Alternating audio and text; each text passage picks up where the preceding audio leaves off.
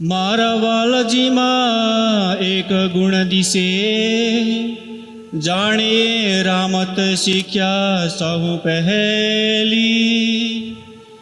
ઇન્દ્રાવતીમાં બે ગુણ દિશે,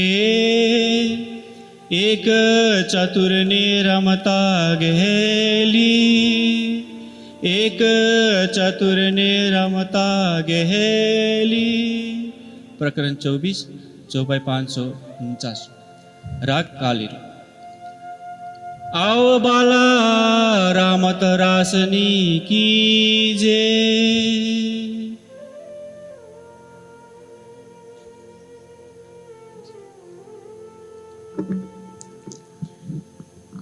अक्षरातीत धामधनी ने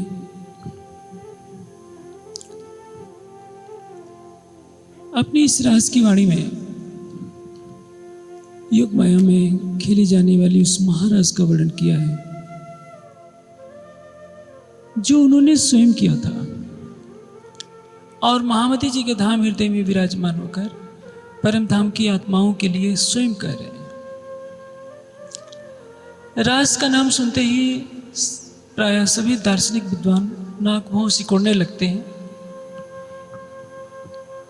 क्योंकि वर्तमान में जो इसका रूप दिखाई देता है, चाहे वृंदावन की रास मंडलियाँ हों चाहे गुजरात की रास मंडलियाँ, उन्होंने एक खेल का रूप दे दिया है. वैसे रामत का अर्थ क्रीड़ा ही होता है, लेकिन पहले हमें ये इस वास्तविकता को समझना होगा कि रास कहते किसको है. रस की क्रीड़ा ही रास है.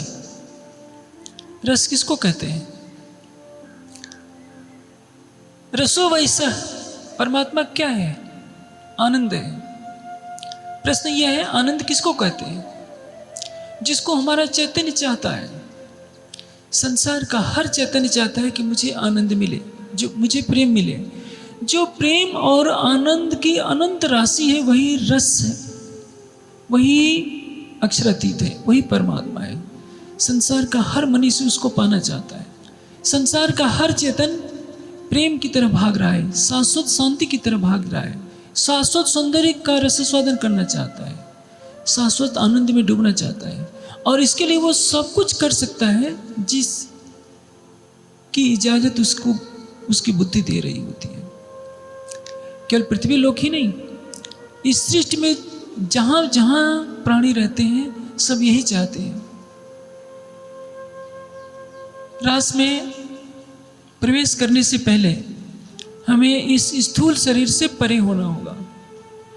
जो व्यक्ति इस स्थूल मांसपिंड तक चिपटा हुआ है वो रास को समझने का, जानने का अधिकारी नहीं हो सकता है.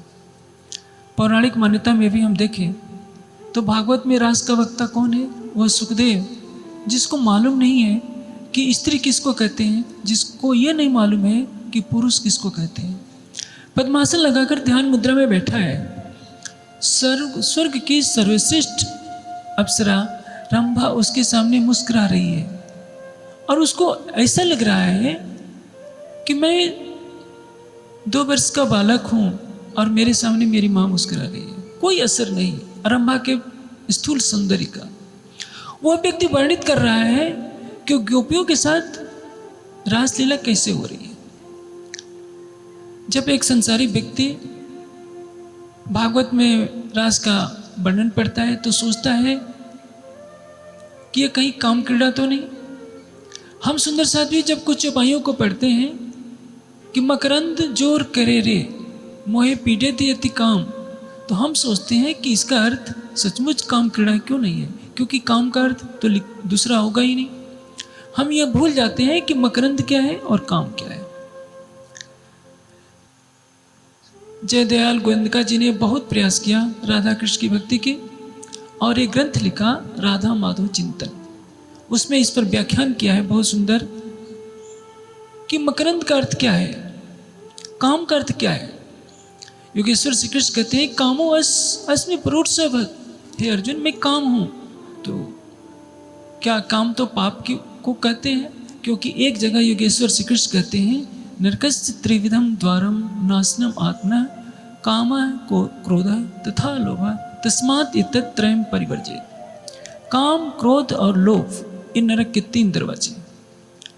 जब नरक के दरवाजे हैं तो विभूतिपाद में योगेश्वर स्वयं क्यों कह रहे हैं कि मैं काम हूं? प्रेम काम, इसका वर्णन बार बार वाणी में आएगा। काम का अर्थ क्या है? चाहत। मोहे पीटे ते अति काम का अर्थ होगा मुझे प्रीतम से मिलने की चाहना है, ऐसी चाहना जिसके लिए मैं सब कुछ छोड़ सकती हूं। आध्यात्मिक ज्ञान क्या कहता है? मैं और मेरे का विसर्जन यदि आपने कर लिया तो आप अध्यात्म के शिखर पर पहुंच सकते हैं। खिलवत के प्रारंभिक 5 प्रकरणों में यह बात बार बार बताई जा रही है। मैं बिन मैं मरे नहीं, मैं को मारना मैं। यदि आपको परम धाम में डुबकी लगानी है, शरीर की मैं, अंतःकरण की मैं, जीव की मैं, सबको भुलाना होगा। यदि आप मार्फत में डुबकी लगाना चाहते हैं तो आपको अपनी परात्म की भी मैं को छोड़ना पड़ेगा, आत्मा की भी मैं को छोड़ना पड़ेगा, और केवल एक बात याद रखनी पड़ेगी, केवल तू कहना बहुत सरल है लेकिन बहुत कठिन है।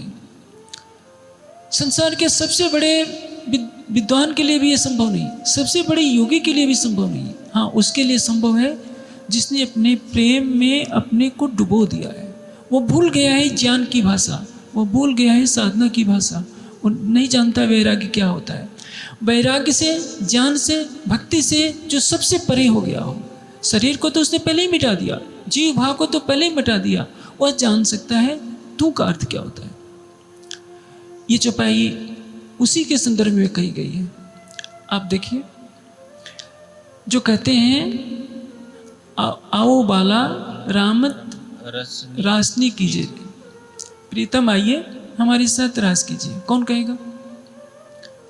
आप देखे ना, मंदिर में भक्तों की भीड़ लगी हुई, कोई मत्था टेक रहा है, कोई घूस दे रहा है कि हे परमात्मा हमारा काम कर दोगे तो 1 लाख चढ़ा दूंगा। कोई मंदिर में जाकर कह रहा है कि मैं सोने का खड़ाऊं चढ़ा दूंगा, कोई कहता है कि सोने का मुकुट बनवा दूंगा। परमात्मा के दरबार में भी घूसखोरी। क्या वो परमात्मा आपके सोने का गुलाम है? क्या वो भिखमंगा है जो आप उसको सोना देकर के भी आप खरीदना चाह रहे?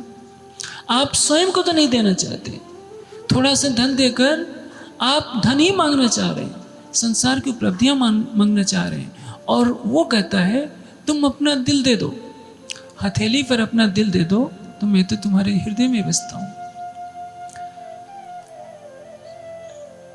वेदों की 1127 शाखाएं मानी जाती है और सामवेद सबसे छोटा है। जानते हैं सामवेद में कितने मंत्र हैं? 1873। लेकिन उसकी 1000 शाखाएं हैं। 1127 शाखा में 1000 शाखा केवल सामवेद की है। क्यों? ऋग्वेद की 21 शाखाएं हैं, अथर्ववेद की कुछ हैं और यजुर्वेद की कुछ हैं। किसी की 100 है, किसी की कुछ। अथर्ववेद की 9 शाखाएं हैं। आप सोचिए, सबसे छोटे वेद ऋग्वेद सबसे बड़ा है, 10,589 मंत्र है ऋग्वेद में, यजुर्वेद में 1975 और अथर्ववेद में 5,977। लेकिन सबसे छोटा मंत्र वेद, क्या उसकी पहली पंक्ति, पहला वाक्य जानते हैं क्या है? अग्ने यो आय बीते, हे परब्रह्म तू मेरे हृदय मंदिर में आ जा। कोई नहीं करता। पहला वाक्य, मेरा अधिकार है तुझे अपने हृदय मंदिर में बसाने का, क्योंकि सामवेद की भाषा प्रेम की भाषा है। जो तू है वह मैं हो जाऊं। कोई नहीं कहता। एक भक्त तो माला लेकर जप रहता है, मिठाई का भोग लगाता है, अपने को असहाय मानता है, गिड़गिड़ाता है कि यदि मेरी पूजा में कुछ त्रुटि हो जाए तो माफ कर देना, मेरा नाश न कर देना। जहां प्रेम की मंजिल शुरू हो जाती है वहां से सत्ता का ब्रह्मांड समाप्त हो जाता है। गोपियां भी इन्हीं चीजों से गुजरी हैं, परम धाम की आत्माएं हैं। ब्रज में मोह की काली निशा का छाई है। जब श्री कृष्ण के तन में बैठे हुए हमारे आराध्य, हमारे सर्वेश्वर, हमारे प्राणनाथ कहते हैं चलो रास करते हैं। क्या उत्तर होता है? तू कामी निर्लज कछु न देखी सासुड़ी दे मोहिगार। तुझे पता नहीं है हम तेरे साथ जाएंगे तो हमारी सासू क्या कहेगी? कौन क्या है? मेरी सास। योग माया में जब प्रवेश करते हैं सभी जीव यहाँ के हैं, लेकिन सत्व रज तम का आवरण हट चुका है। वो त्रिगुणातीत ब्रह्मांड है। राजी क्या कहते हैं? तुम्हें मालूम है कि मैं कौन हूं? बालो अहम ब्रह्मचारी न स्त्री काम का। मैं तो ब्रह्मचारी हूं, भला तुम पतिव्रता। स्वागतम वो महाभागा किम करवाण थे। कहते हैं कि गोपियों तुम्हारा स्वागत है, इतनी रात को अपने पतियों को छोड़कर क्यों आ गई हो? तुम्हारे बच्चे तुम्हारी बाट देख रहे होंगे, भयानक रात्रि है, तुम अपने घर लौट जाओ। जिसको पाने के लिए उन्होंने अपना तन छोड़ा था, अब वही कह रहा है तुम अपने घर लौट जाओ क्योंकि तुम पतिव्रता हो। अब उनका स्थूल मांस पिंड वाला शरीर नहीं है, उनका योग माया का तन है। सत्व रज तम का बंधन हट चुका है। जब रज का बंधन होता है तो मनुष्य केवल काम में लगा रहता है, ये काम कर लो, ये काम कर लो। एक मोह का बंधन रहता है, ये मेरा है। बच्चा जब आंखें खोलता है देखता है कि ये मेरी माँ है, मुझे दूध पिलाती है, मुझे गोद में सुलाती है। ये मेरे पिता हैं जो मेरा पालन पोषण करते हैं। ये मेरे भ्राता है, ये बहन है, ये मेरा संगी संबंधियों का परिवार है। तम का आगोश होता है तो इच्छा करती है बस सोए रहूं, अच्छा खाते पीते रहूं, क्या लेना देना। लेकिन जब सत्व का आवरण आता है, सत्व का रस मिलता है, रजतम घट जाते हैं, तो लगता है कि सारा संसार झूठा है, केवल परमात्मा का ही प्रेम क्यों न मिले। लेकिन जब तीनों हट जाते हैं तो लगता है कि नहीं, न मैं हूं न मेरा कुछ है, केवल तू है और तेरा ही सब कुछ पसारा है। अब गोपियां सत्व और रजतम से परे हो चुकी हैं। कहती हैं जब श्री कृष्ण जी के तन में बैठे हुए राज्य ये प्रेम भरा उलाहना देते हैं कि गोपियों, यदि पति कोढ़ी भी हो तो उसको नहीं छोड़ना चाहिए। लंगड़ा हो, लूला हो, कुछ भी हो, उसको नहीं छोड़ा जा सकता। भला अपने सारे पतियों को छोड़कर, अपने पतियों को छोड़कर इस भयानक रात्रि में मुझ जैसे पर पुरुष के पास क्यों आई हो? जानते हैं इसका क्या प्रभाव पड़ता है? अधिकतर मूर्छित होकर गिर पड़ती है। उनको वह सहन नहीं है कि हमारे सर्वस्व ये कहें तुम अपने घरे लौट जाओ, मेरे से तुम्हारा क्या संबंध है। रज ने उनको कहा कि हमारी सास हमको गाली देंगी यदि हम आपके साथ जाएंगे तो 52 दिन तक की जुदाई की सहन हो सकती है, लेकिन जब प्रेम की बांसुरी बजती है तो पल भर में शरीर छोड़ने में देर नहीं लगाया। क्या मिला उनको? समर्पण का पाठ उन्होंने सीखा, श्रद्धा का पाठ उन्होंने सीखा, जिसको वाणी की भाषा में हम इश्क और ईमान कहते हैं। ईमान क्या कहता है? हमारा कौन है? मैंने आपको एक बच्चे का दृष्टांत दिया। जब तक उसके अंदर नींद है, सोचता है कि मेरा परिवार ही सब कुछ है। नींद हटती है तो ज्ञान प्राप्त करता है तो सोचता है कि परमात्मा ही सब कुछ है। जब इस सारे बंधनों को पार कर लेता है, उसकी आत्मदृष्टि खुल जाती है, प्रेम में डूब जाता है, तो क्या कहता है? तू ही सर्वस्व है। और जब उसके हृदय में डूब जाता है तो क्या कहता है? जो तू था वह मैं हूं, तुमसे मैं कभी अलग ही नहीं था। कीर्तन में एक प्रकरण आता है, हक मासूक के महल माननी। इंद्रावती जी की आत्मा कहती है कि परम धाम में हम एक थे, खेल में आए तो अलग हो गए, लेकिन इस जागनी ब्रह्मांड में हम और आप एक हो गए हैं।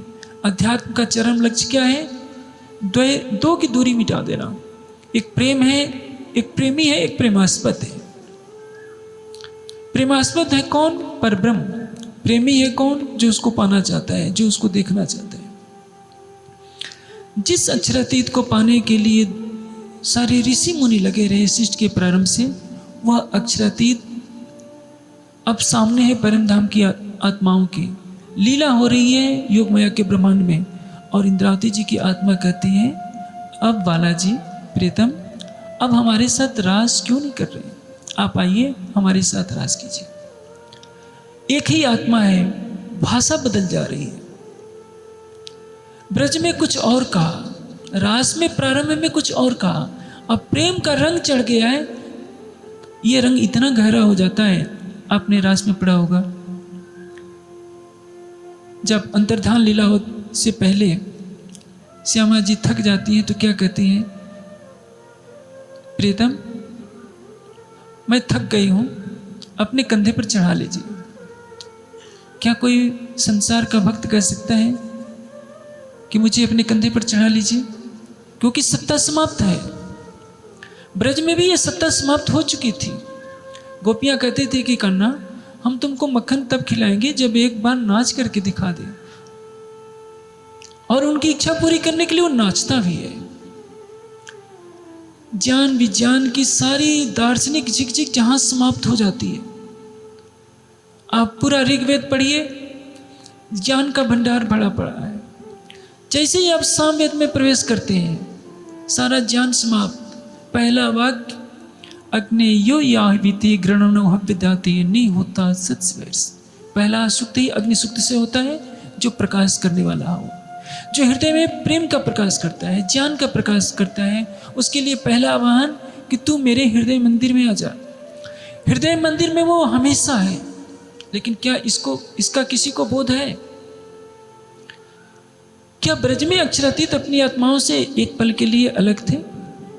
यदि मैं आपसे पूछूं, जो परम धाम में अलग नहीं हो सकता, क्या वो ब्रज में अलग हो सकता है? चंद्रमा कहने लगे कि चांदनी, मैं तुमसे बहुत नाराज हो गया हूं, मैं तुमको अपने से निकाल कर फेंक देता हूं। चांदनी क्या कहेगी?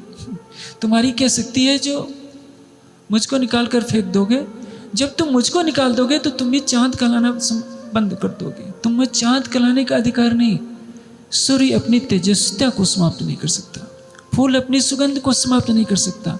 अक्षरातीत की सर्वशक्ति मान्यता वहां समाप्त हो जाती है जब वो कहते हैं कि मैं अपनी आत्माओं से अलग हूं। क्योंकि क्या कहते हैं? रूहे तन हादी का, हादी तन है नूर, तन नूर जमाल का।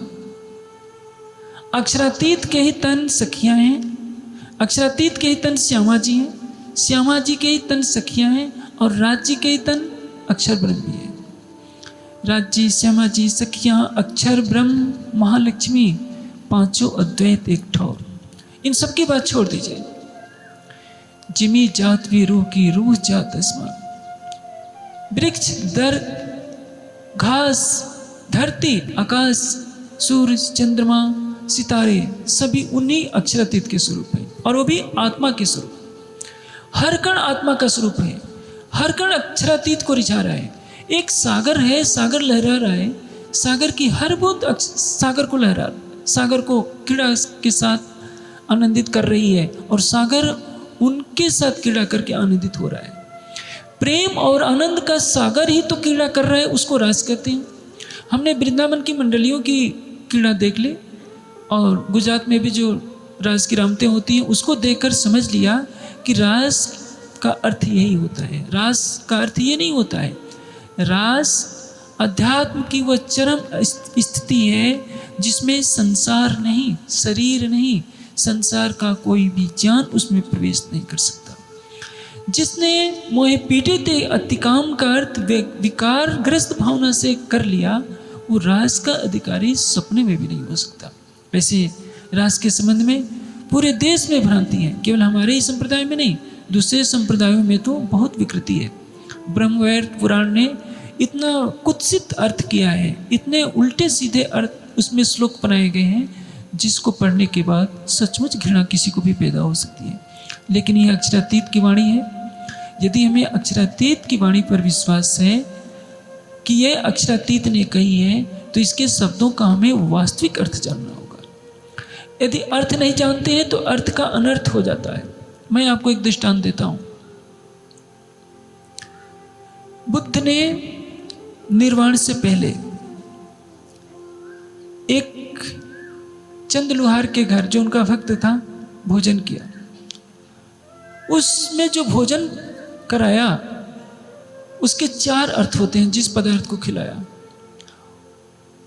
उसका अर्थ होता है सुकर माद्यो, शब्द है सुकर माद्यो। एक विद्वान अर्थ करता है सुअर का मांस, एक विद्वान अर्थ करता है सुअर जहां घुमा करते बांस की कोपल होती है उसका भोजन, यानी बांस की कोमल कोपलों का साग। एक सुकर माध्यम का अर्थ करता है जो नया अन्न हो उसको व्यंजन, और एक सुकर माध्यम का अर्थ करता है ये एक तो मांस कुकुरमुत्ता जिसको मशरूम कहते हैं।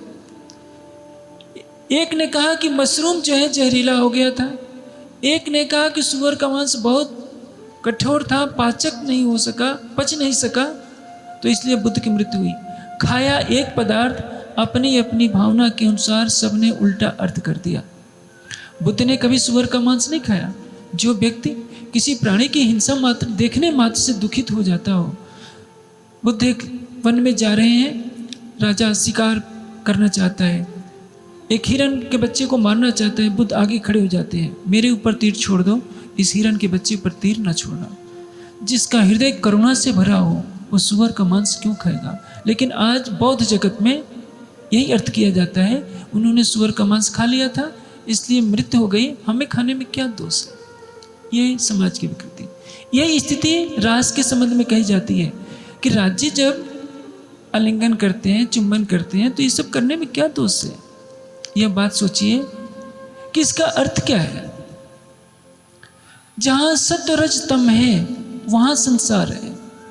कामा ऐसा, क्रोधा ऐसा, रजोगुण समुद्भव। काम और क्रोध रजोगुण से उत्पन्न होते हैं। अक्षर की एक सुरता है सुखदेव, उसके ऊपर रंभा का कोई असर नहीं। भगवान से उनकी सुरता है, उनके ऊपर विकारों का असर नहीं। विष्णु भगवान ध्यान में बैठे हैं, उनके ऊपर विकारों का असर नहीं। सनकादिक हैं, 5 वर्ष की उम्र से परमात्मा की खोज में निकल पड़े हैं, उनके ऊपर काम विकार का असर नहीं। तो जो अक्षर के भी प्रीतम अक्षरातीत हैं, क्या वो विकारग्रस्त हो जाएंगे? कभी किसी ने सोचा नहीं। क्या सच्चिदानंद परब्रह्म काम विकार से ग्रसित हो जाएगा? 2 साल के बच्चे को माँ अपने हृदय से लगाए रखती है। जब वही 2 साल का बच्चा यौवन अवस्था में आता है तो विकारग्रस्त हो सकता है, होता है। लेकिन उस 2 साल के बच्चे में और माँ के बच्चे और माँ में आलिंगनबद्ध दोनों हैं, लेकिन कितना पवित्र प्रेम है, कभी किसी ने सोचा? यदि बच्चा गिर जाता है तो चोट बच्चे से ज्यादा माँ को लगती है। यदि बच्चे को कुछ हो जाए तो लगता है कि माँ प्राण छोड़ देगी। प्रेम तो उनमें भी है, लेकिन वो वैकारिक प्रेम नहीं है। इस माँ और बेटे के प्रेम से भी अरबों खरबों गुना प्रेम राज्य के और गोपियों के, परम धाम की आत्माओं के अंदर है रास क्रीड़ा करने के समय। इसलिए जो आलिंगन शब्द होता है, अभी आगे के चरण में ये शब्द आ रहा है, रास की रामतों में ये सब पढ़ करके स्वयं को विकारग्रस्त नहीं होना चाहिए। क्योंकि आप पहली चौपाई से ही जब आप पहला चरण पढ़ते हैं, हमें पहला कहूँ मोह जलनी बात। अब मैं मोह जल की बात कह रहा हूँ। मोह जल में अक्षर की 5 वासनाओं का भी मैंने नाम लिया। वो काम विकारों को उन्होंने जीत लिया था। पर धामधनी क्या कहते हैं? सुख संकादिक ने नोट ली, लक्ष्मी नारायण ने फरी बली। विष्णु वैकुंठ ली धामाए, सागर शिखर न मुक्या कहे। हवे ये ऊपर सु कहूँ। जब इन 5 वासनाओं से माया नहीं जीती जा सके, लेकिन सो रस ब्रज की सुंदरी पायो सुगम, सो सहजे घर आइया जाको वेदे कहिया अगम। ब्रज की गोपियों ने सरलता से पा लिया और पल भर में ब्रह्मांड को, निराकार को पार करके केवल ब्रह्म में पहुंच गई, जहां आज तक इस सृष्टि का कोई भी पहुंच नहीं पाया था। किसके बल से? प्रेम के बल पर। बांसुरी बजती है, सबने शरीर छोड़ दिया। इस जागनी ब्रह्मांड में तो 300 वर्षों से बांसुरी बज रही है। मिहिराज के जीव के द्वारा जो तन धारण किया गया, उसमें इंद्रावती जी की आत्मा के प्रवेश हुए आज 400 वर्ष पूरे होने जा रहे हैं। हम उन 400 वर्षों की स्मृति में सारे देश में कार्यक्रम तो कर रहे हैं, लेकिन हम ये तो नहीं जानते कि इस इंद्रावती जी के द्वारा धारण किए हुए जीव के तन में बैठकर अक्षरातीत ने जो परम धाम की वाणी की जो बांसुरी बजाई है, हमने अक्षरातीत को कितना पहचाना है। ब्रज तणी लीला कही वली विसिखे रास, श्री धाम तण सुख वर्ण में दिए निध श्री प्राणनाथ। कौन है प्राणनाथ? हमने तो प्राणनाथ की व्याख्या भी आज तक नहीं समझी। कोई कहता है श्री कृष्ण परमात्मा के दूत हैं ये प्राणनाथ जी।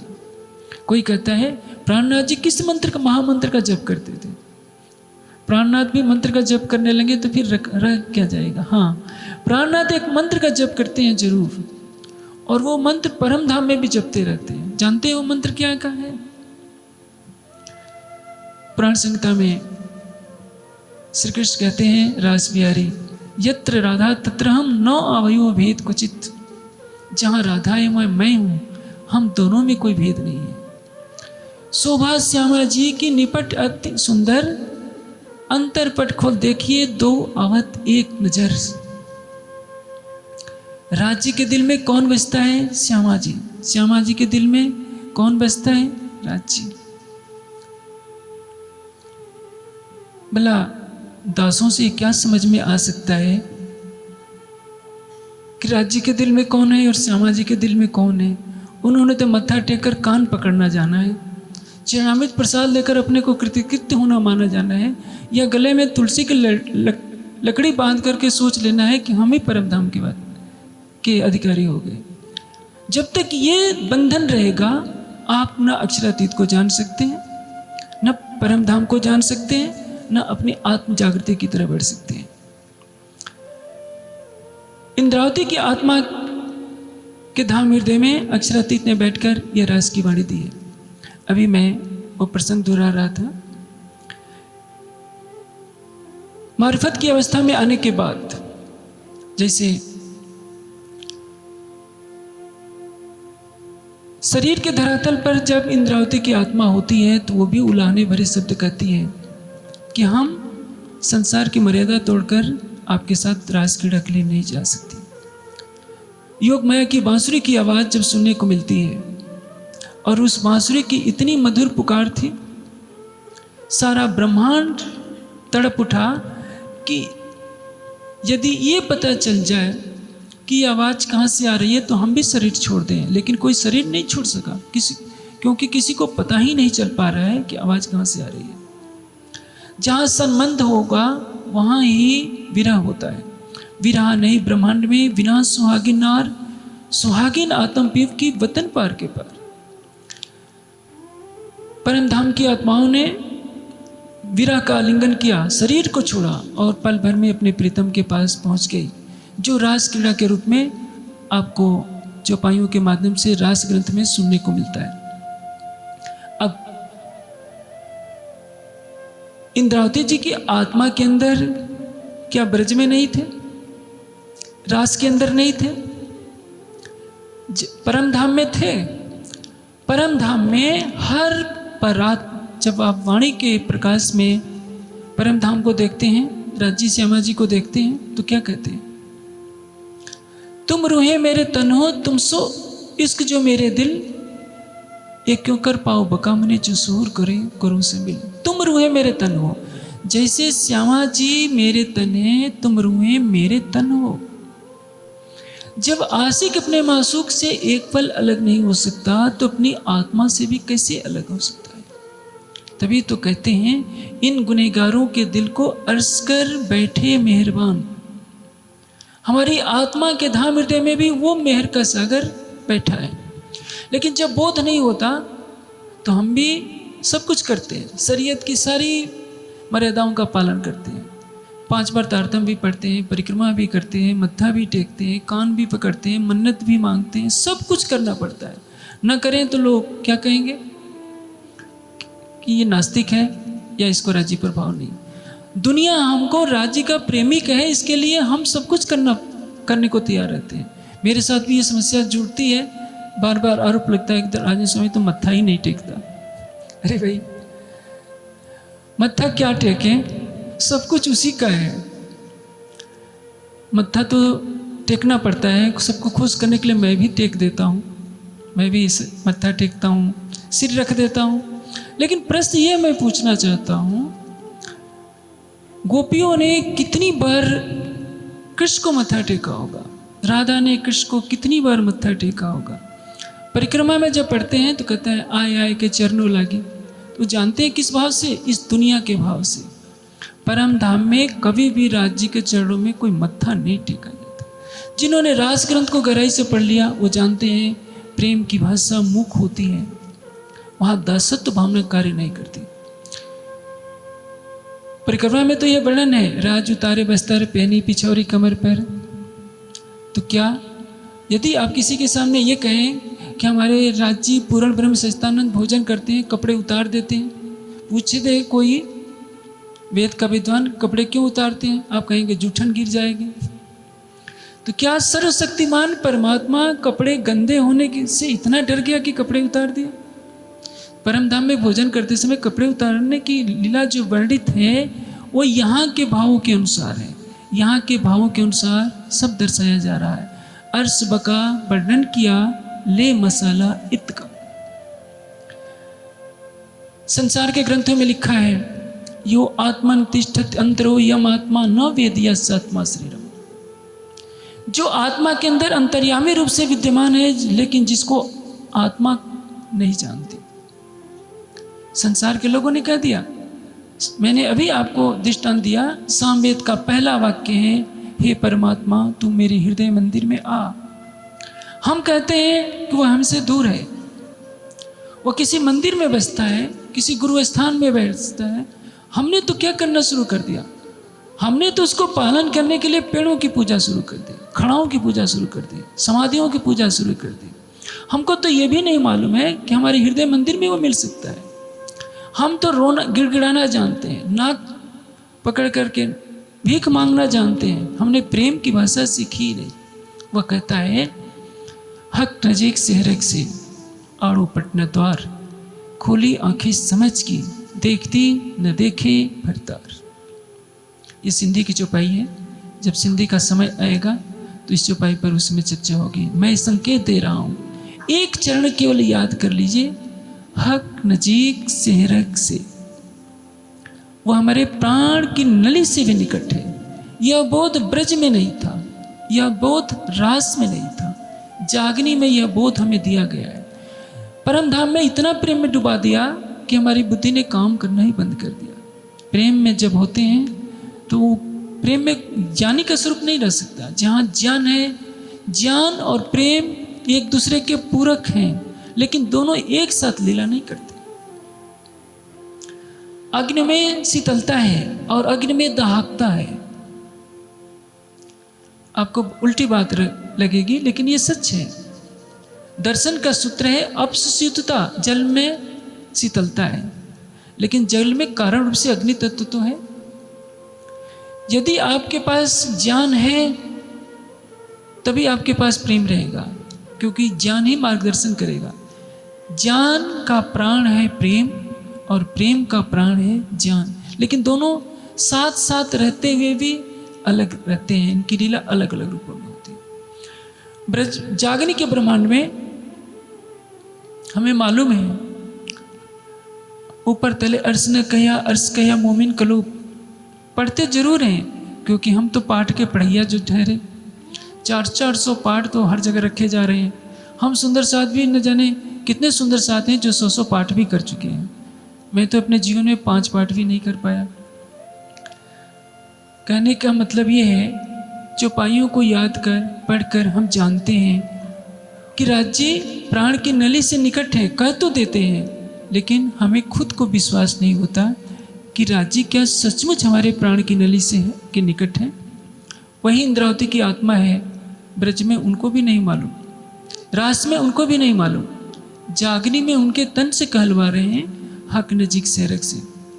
देखिए दोनों स्थितियां अलग अलग हैं।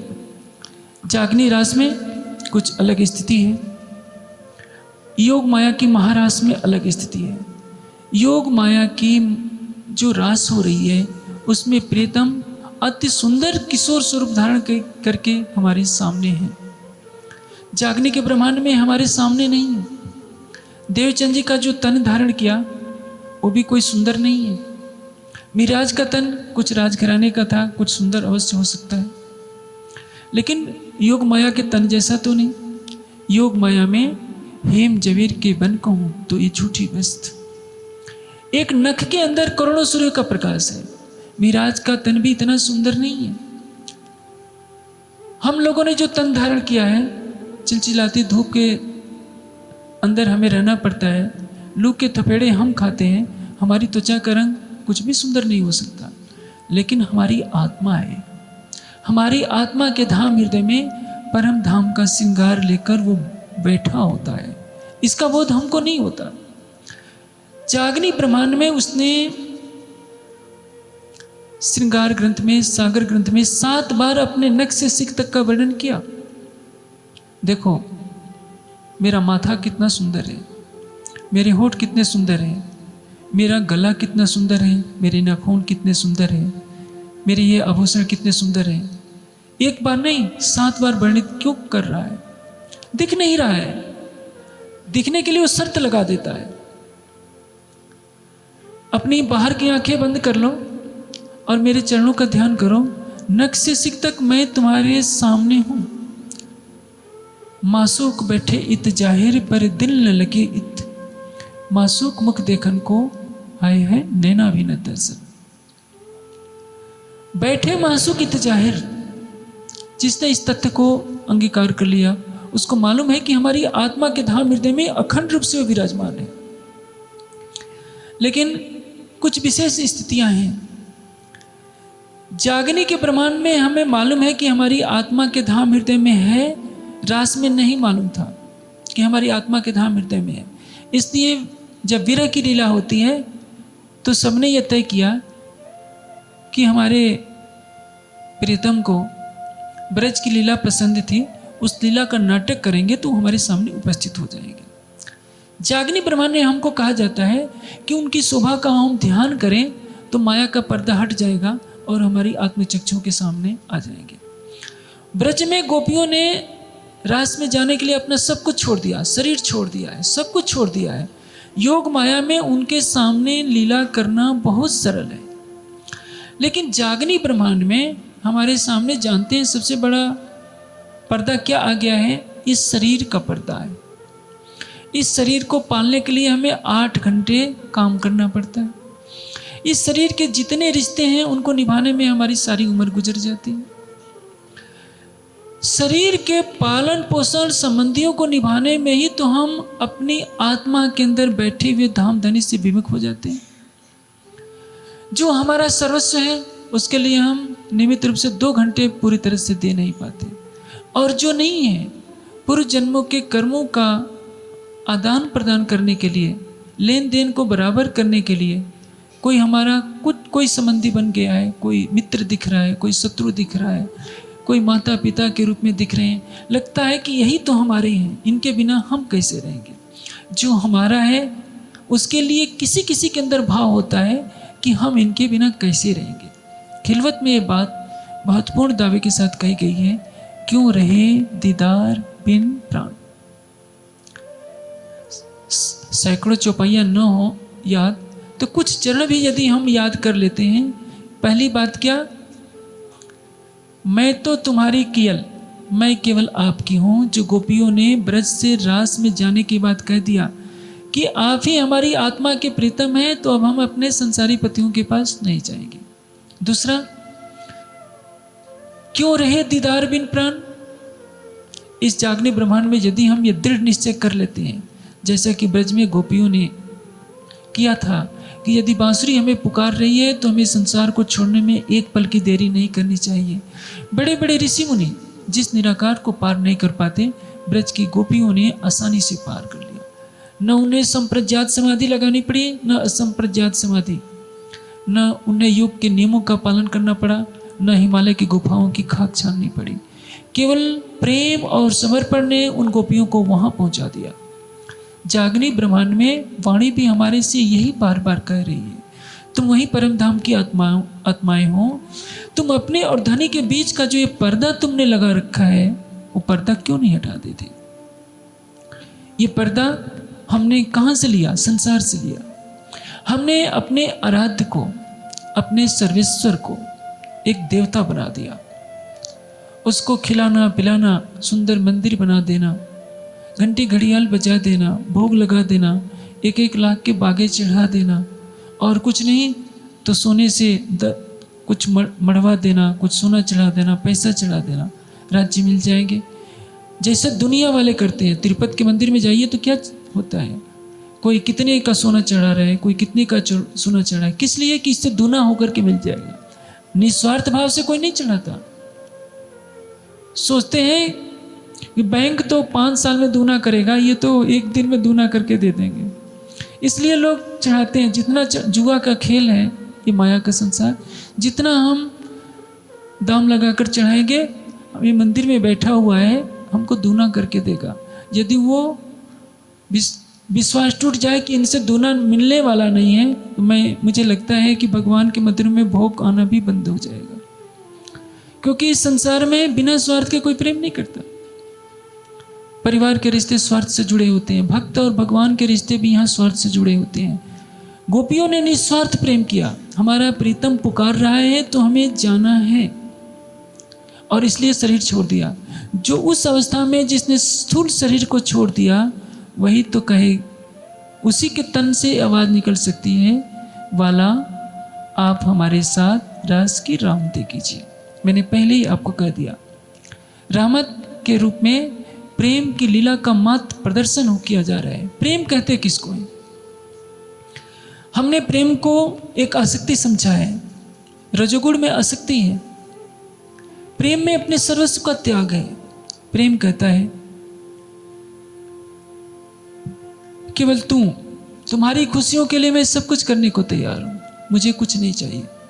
संसार के भक्त कहते हैं हमने इतना पाठ किया, हमने यह किया, हमें इसके बदले मुक्ति चाहिए, हमें इसके बदले संसार में पद प्रतिष्ठा चाहिए। ब्रह्मात्मा का प्रेम कहता है मैं तो आपा दे रही, तुम में रख्या जी, बलते आप खड़ी करी, कुछ कारज अपने भी।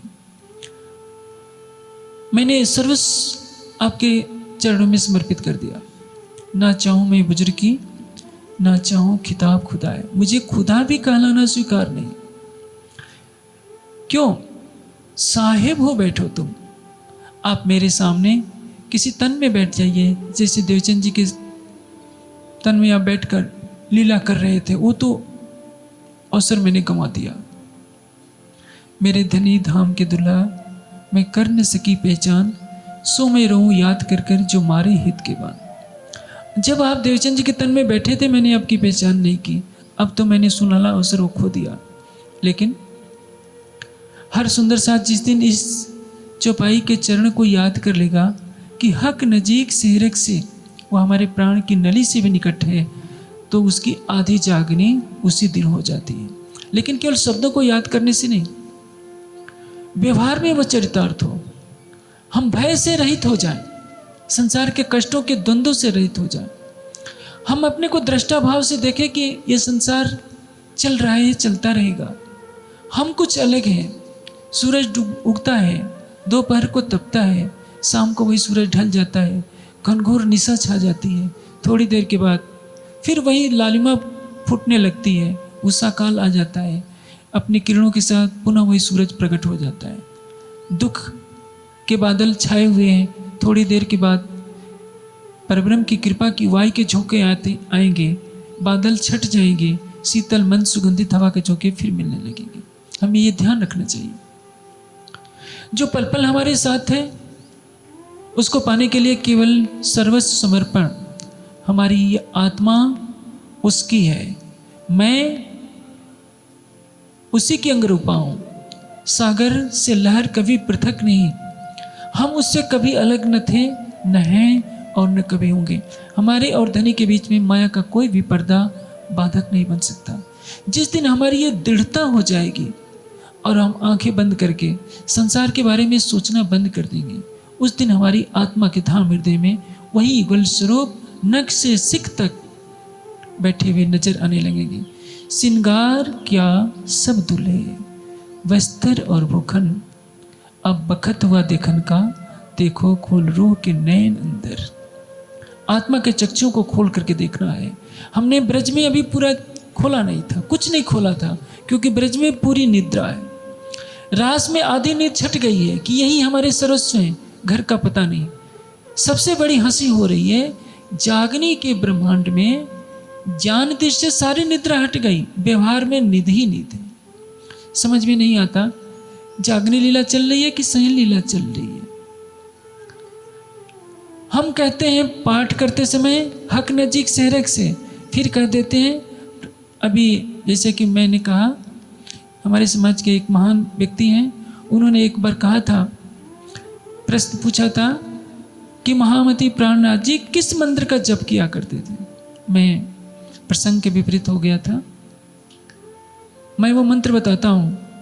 रास बिहारी श्री कृष्ण कहते हैं ना, यत्र राधा तत्र हम, न आवयो भेद क्वचित, जहाँ राधा है वहाँ मैं हूँ। राज्य क्या करते हैं, हक को काम कुछ और नहीं, देवे रूह लाड लज्जत। एक पल भी राज्य अपनी आत्माओं से अलग नहीं हो सकते, न रास में, न ब्रज में, न जागनी ब्रह्मांड में। सारा संसार नींद में सोया पड़ा है। महामती जी के धाम हृदय में जो अक्षरातीत बैठे हैं, वो उस तन को एक दिन भी शांति से रहने नहीं दे रहे। लालदास जी अपने यहाँ बैठे हैं, भैरव सेठ अपने यहाँ बैठे हैं, महाराजा छत्रसाल अपना साम्राज्य स्थापित करना चाह रहे हैं, उनको कुछ पता नहीं। और जिस तन में बैठे हैं, बेचारे उस तन को एक दिन भी सोने को नहीं मिल रहा है। कभी वो वृक्षों के नीचे सोता है, कभी कहीं सोता है, कभी बैलगाड़ी पर बैठ जाता है, कभी नाव में बैठकर अरबी कहीं कहाँ नहीं वो धक्के खा रहा है। किस लिए? अपनी परम धाम की आत्माओं को जगाने के लिए। और जब वो सब जग करके पन्ना जी में आते हैं, तो उन्हीं पर उंगली भी उठाने लगते हैं। तो ये कीर्तन उतरता है, साथ जी ऐसी मैं तुम्हारी गुनहगार, कर कर बानी सुनाई तुमको कि ये जो खलक खुआ। सुंदर साथ उनको याद करे या न करे, वो तो कहते हैं मैं लिखा है तुमको, एक बार करो मैं साथ, 10 बार जी जी करूं, कर कर तुमको याद। और अपने वचन निभाते हैं। आप 1 घंटा आंख मूदते हैं ना, बहुत दबाव देने के बाद, सब नहीं मूदते हैं। 40 लाख में जिस दिन 1 लाख मुदने लगेंगे, मैं समझूंगा कि महाप्रलय का समय आने वाला है। घंटी घड़ियाल बजाने में, जोर जोर से मेहर सागर का पाठ करने में तो 40 लाख लग सकते हैं, लेकिन आंखें बंद कर अपना हृदय 5 मिनट को देने के लिए कोई कोई होगा। इंद्रावती जी की आत्मा के धाम हृदय में बैठा हुआ वह अक्षरातीत अपनी आत्माओं को जगाने के लिए भीख के टुकड़े खाता है। और आप देख रहे हैं, सारा संसार देख रहा है। प्राणनाथ जी के नाम पर 400 से ज़्यादा मंदिर हैं। हर मंदिर का जो सर्वोपरि व्यक्ति होता है, आप जानते हैं, आप उनको जो गुरु जी कहिए, महंत जी कहिए, या जो भी कहते हैं अपनी भाषा में, वो कष्ट उठाने के लिए तो तैयार नहीं। जो अक्षरातीत है,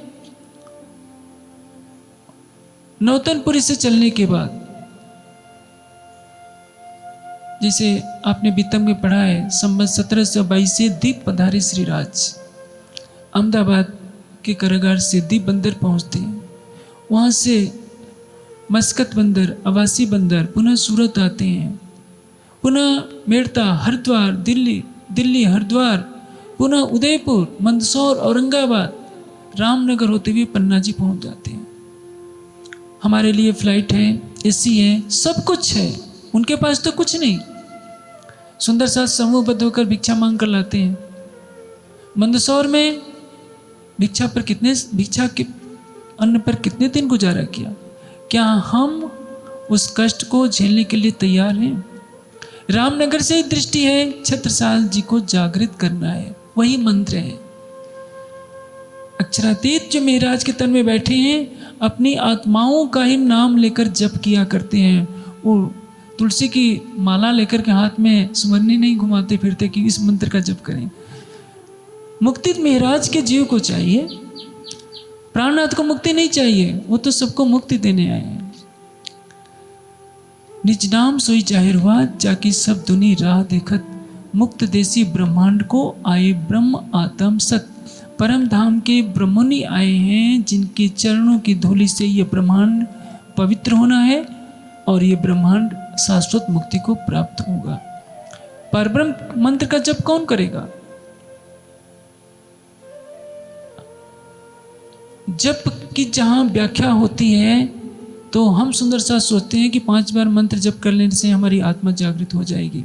योग दर्शन में कहा जाता है तत् जप तदर्थ भावनम, अर्थ की भावना से यह जप कीजिए। मैं तारतम को रिकॉर्ड करके एक चिप में भर दूं, 1000 चिप बना दूं, 1 लाख चिप बना दूं और दिन रात 12 वर्षों तक तारतम मंत्र का जप किया जाए तो 1000 चिपें क्या चेतन परमहंस बन जाएंगे? अब बताइए, यदि हमारे हृदय में भाव न हो कि अक्षरातीत क्या है तो केवल मंत्र का रट्टा लगाने से कुछ नहीं होने वाला है। इसलिए योग दर्शनकार ने लिखा तत् जप तदर्थ भावनम, अर्थ की भावना से उसका जप हो, हमारा मन पवित्र हृदय से याद करेगा तो लाभ मिलने वाला है।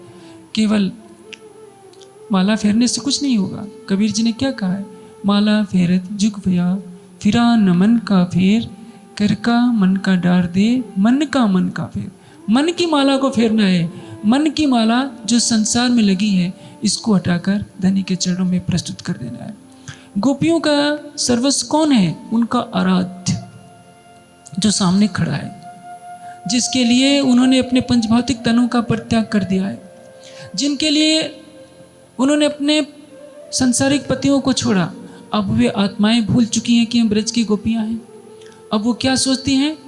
हम सागर की लहरों के समान अपने प्रीतम से अभिन्न स्वरूप हैं। तभी इंद्रावती कहती है कि राज्य आइए मेरे साथ क्रीड़ा कीजिए। इतना अधिकार के साथ कौन कहेगा? जो उस प्रेम में डूब गया है। जहाँ सत्ता की भाषा है, संसार की दृष्टि है, वहाँ कभी प्रेम की भाषा नहीं हो सकती। इसलिए एक ज्ञानी अपने इष्ट के महिमा में हजारों श्लोक बना सकता है, हजारों चौपाइयाँ बना सकता है, और एक प्रेमी मौन हो जाता है। वो केवल कहता है केवल तू है, इसके आगे उससे बोला नहीं जाएगा। एक ऋषि थे, उनके 2 पुत्र थे। उन्होंने दोनों को कहा कि जाओ, तुम्हें 6 वर्ष का समय देता हूं, परमात्मा की खोज करके आओ। दोनों जाते हैं। एक ने वेद का अध्ययन किया, वेद की ऋचाओं का गहन चिंतन मनन किया, एक ने ध्यान समाधि लगाई। दोनों 6 वर्ष के बाद आते हैं। ऋषि कहते हैं कि बताओ तुमने परमात्मा को क्या जाना? जिसने केवल पढ़ा भर था, उसने धारा प्रवाह मंत्रों का उच्चारण करना शुरू किया। देखिए वेद में परमात्मा को ऐसा लिखा है, ऐसा लिखा है। वो बोलता जा रहा है, बोलता जा रहा है। ऋषि शांत होकर के थोड़ी देर चुप रहते हैं, कहते हैं कि अच्छा अब मैंने सुन लिया। दूसरे से कहते हैं तुम बताओ तुमने परमात्मा को क्या जाना? कहता है कि पिताश्री मैं बोल ही नहीं पा रहा हूँ।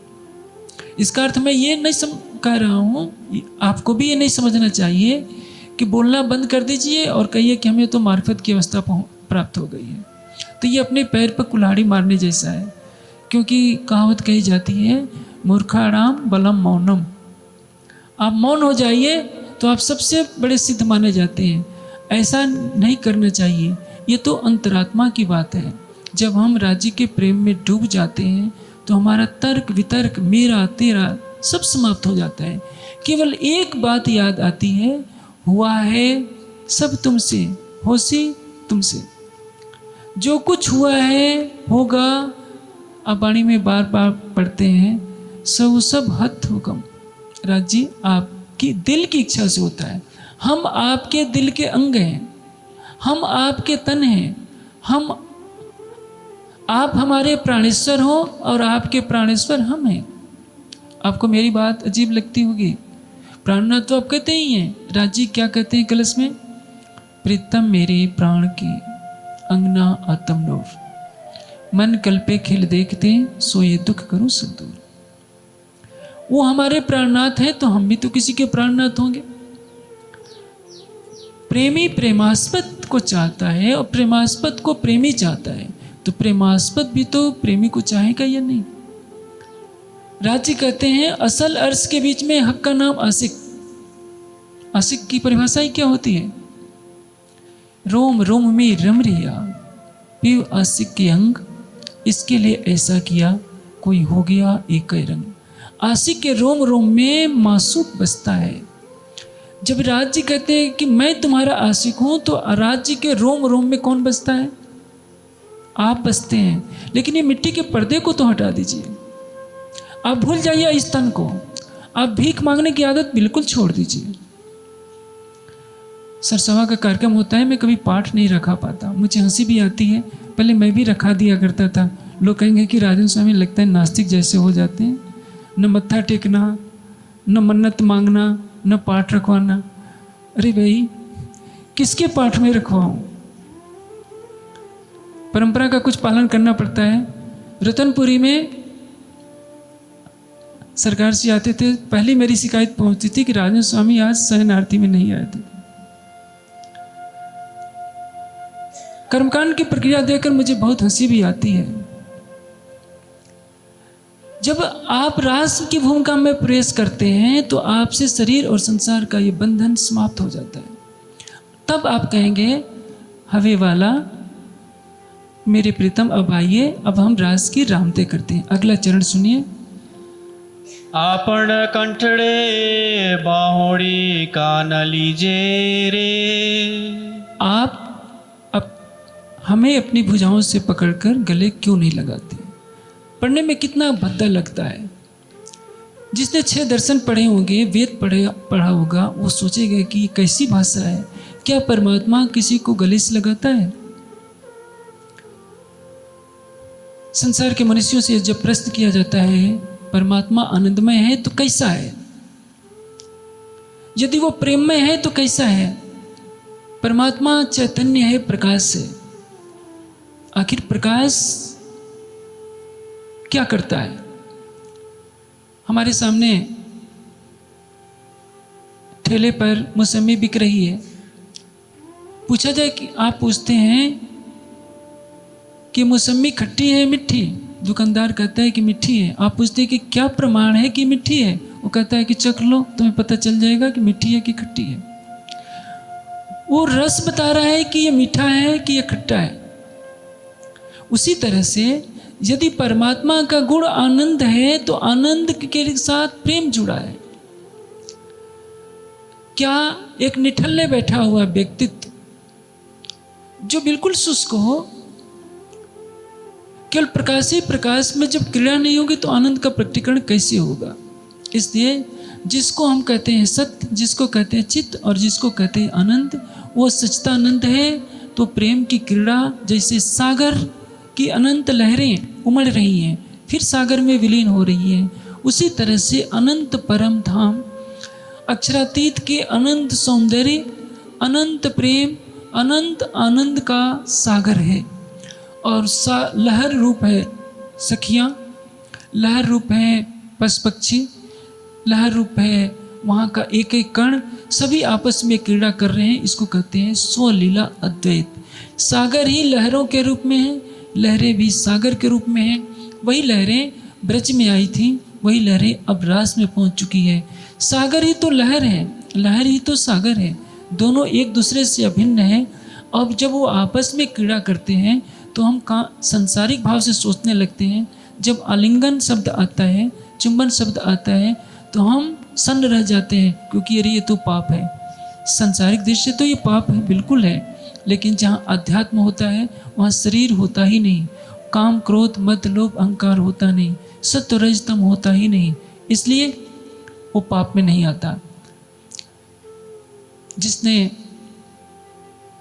भागवत, मैं तो नहीं मानता कि भागवत जो वर्तमान में उपलब्ध है या वर्तमान में भागवत के जो शब्द हैं ये सुखदेव व्यास के नहीं हैं, लेकिन जो कथनों में सुनने को मिलता है, कहना पड़ता है, चौपाइयों में भी ये बात उन्हीं ग्रंथों का आधार लेकर के दी गई है कि सुखदेव भागवत के वक्ता हैं, तो मैं उसी आधार पर कह रहा हूँ।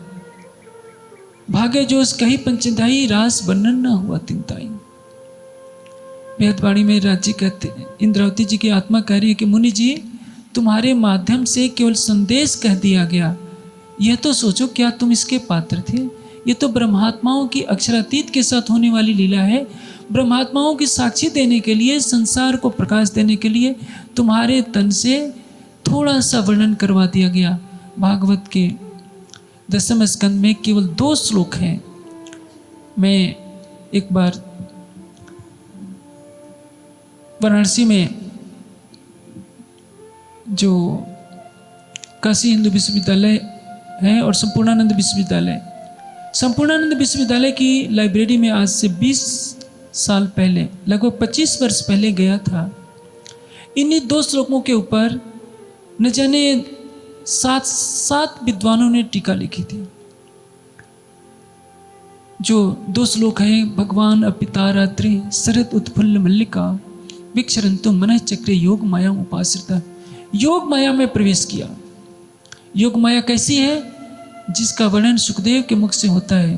दृष्ट्वा कुमुद वनंतम अखंड मंडलम रमान नाभम वनम च तत्कोमल गो विरंजितम जगौ कलम वाम दृशा मनोरम। पूर्णमासी का चंद्रमा है अखंड मंडल का। जब ये वर्णन थोड़ा सा होता है, गोपियों का विरह में योग माया में प्रवेश करने की बात आती है।